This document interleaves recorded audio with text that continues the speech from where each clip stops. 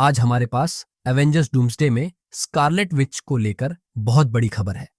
ऐसा लगता है कि इस रिपोर्ट के अनुसार स्कारलेट विच को लेकर एक ट्विस्ट आने वाला है और इसके साथ ही आज हमारे पास सेंट्री को लेकर भी एक नई रिपोर्ट है। तो पहले स्कारलेट विच की बात करते हैं।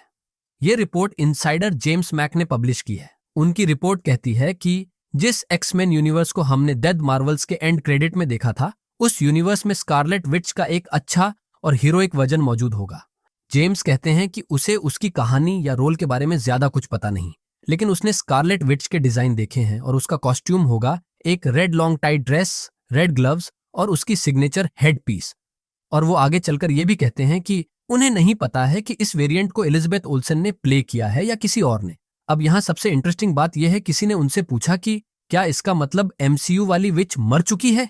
तो जेम्स ने कहा एग्जैक्टली नहीं, 616 वर्जन भी वापस आने वाली है। मतलब साफ है, हम कम से कम 2 वर्जन्स देखने वाले हैं स्कारलेट विच के, और हो सकता है दोनों को एलिजाबेथ ओल्सन प्ले ना करे। अब जेम्स मैक की बात करें तो वो वही व्यक्ति हैं जिन्होंने मल्टीवर्स ऑफ मैडनेस रिलीज होने से पहले पूरी स्क्रिप्ट और ट्रेलर लीक कर दी थी और बाद में सब कुछ 100% एक्यूरेट निकला था।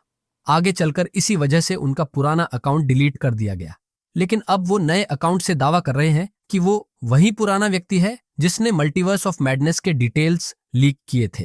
तो हाँ, इन्हें लाइटली लेना चाहिए, लेकिन उसकी क्रेडिबिलिटी स्ट्रांग है।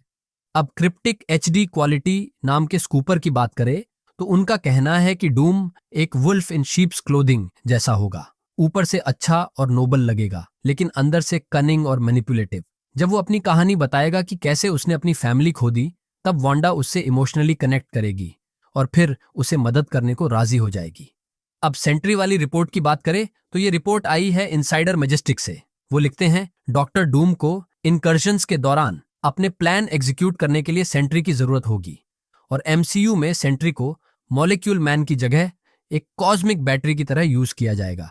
डूम उसे प्रिजन में बैटल वर्ल्ड पर कैद करेगा और सीक्रेट वॉर्स में उसे रिलीज करना डूम को हराने की की होगी। हमने लीक्ड कॉन्सेप्ट आर्ट भी देखी है जहां एक कैरेक्टर चेन्स में बंधा है। पहले लोग उसे जॉनी स्टॉर्म समझ रहे थे, लेकिन अब कहा जा रहा है कि वो सेंट्री है। अब जहां इन्फिनिटी वॉर में थैनोस इन्फिनिटी स्टोन्स कलेक्ट कर रहा था, वही डूम कलेक्ट कर रहा है इन्फिनिटी पावर वाले लोग जैसे Sentry, Scarlet Witch, Franklin Richards, Spiderman Xavier और जीन ग्रे।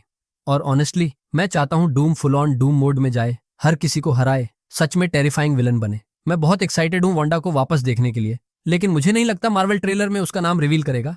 उसे सरप्राइज ही रखा जाएगा, क्योंकि हमें आधिकारिक तौर पर वांडा की रिटर्न की कोई अपडेट नहीं मिली है, केविन फाइगी के एक वेग टीज को छोड़कर। आप लोग बताओ, इन रिपोर्ट्स के बारे में आपका क्या कहना है? आप स्कारलेट विच की वापसी से एक्साइटेड हैं या नहीं? नीचे कमेंट्स में बताना ना भूलें। वीडियो को लाइक करना और चैनल को सब्सक्राइब करना न भूलें, ताकि आप मार्वल की कोई लेटेस्ट अपडेट मिस न करें। और हमेशा की तरह देखने के लिए बहुत बहुत धन्यवाद।